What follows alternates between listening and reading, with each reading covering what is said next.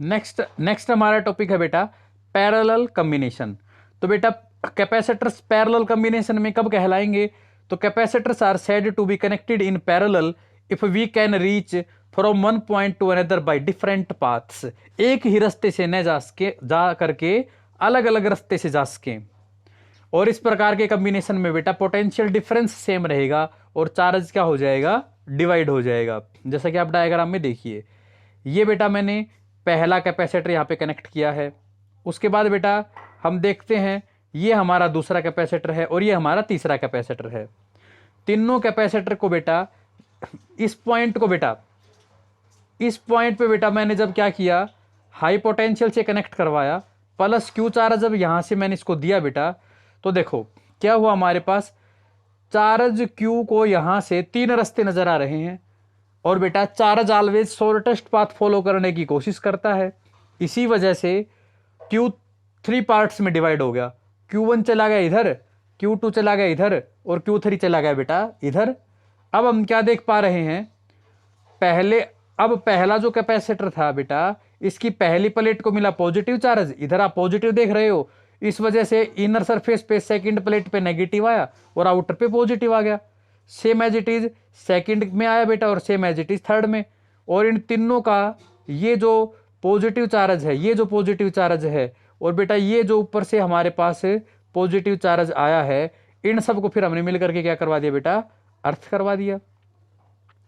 अब आप इस कॉम्बिनेशन में क्या देख पा रहे हो? इस कॉम्बिनेशन में आप देख पा रहे हो हमने तो टोटल चार्ज Q दिया था, पैरेलल कॉम्बिनेशन के लिए मैंने क्या लगा दिया? P लगा दिया।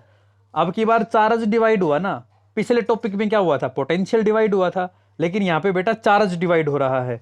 तो हम क्या लिखेंगे? QP is equal to Q1 plus Q2 plus Q3। अब हमें Q की वैल्यू फाइंड करनी पड़ेगी। As we know that C होता है बेटा Q ओवर V। यहां से Q को तो आप यहीं रखो, V उठ के उधर चला जाएगा, तो Q कितना रह गया? C into V. अब बेटा आप इजिली क्या फाइंड कर सकते हो? Very good.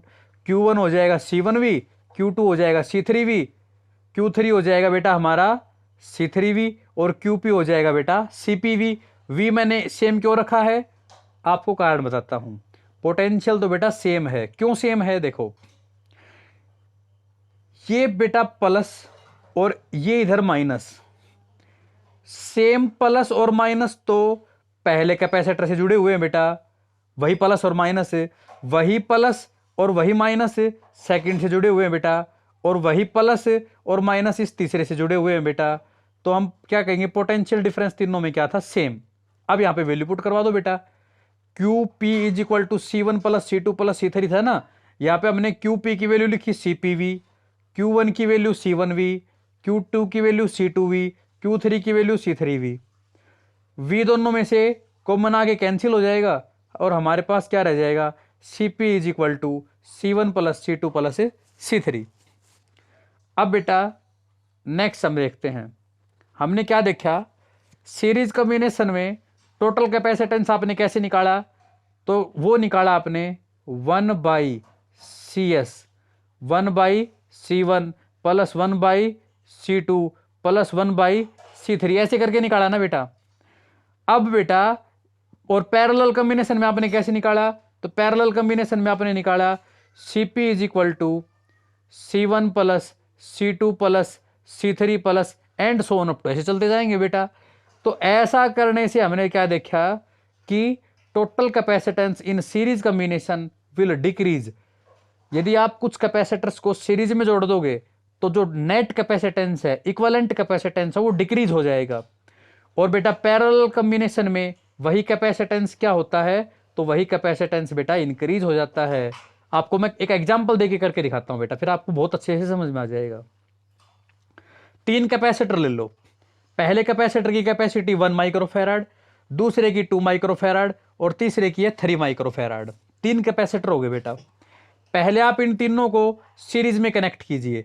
आप देख रहे हो ये C1, C2 और ये C3 तीनों सीरीज में जुड़े हुए हैं बेटा। और सीरीज में जुड़े हुए हैं तो टोटल कैपेसिटेंस कैसे निकालोगे या इक्विवेलेंट कैपेसिटेंस कैसे निकालोगे? तो याद करो बेटा, मैंने बताया था सीरीज कॉम्बिनेशन में होता है 1/C equivalent is equal to 1/1 plus 1/2 plus 1/3, तो एलसीएम लेके सोल्व किया तो ये आ गया 11/6। ये तो बेटा हमारा क्या आया, ये तो हमारा 1/c इक्वलेंट आया ना 11/6। तो इनको हमने दोनों तरफ पलट दिया बेटा, तो कितना आ गया, सी इक्वलेंट आ गया, या टोटल कैपेसिटेंस आ गया 6/11, विच इज 0.5 समथिंग ऐसा आएगा बेटा। मतलब सबसे छोटा कैपेसिटर 1 माइक्रोफैराड का था, और टोटल कैपेसिटेंस तो बेटा सबसे छोटे वाले से भी छोटा हो गया, मीन्स डिक्रीज हो गया। अब हम क्या करते हैं बेटा, इनको पैरेलल में, वही कैपेसिटर है 1 माइक्रोफैराड का, 2 माइक्रोफैराड का और 3 माइक्रोफैराड का।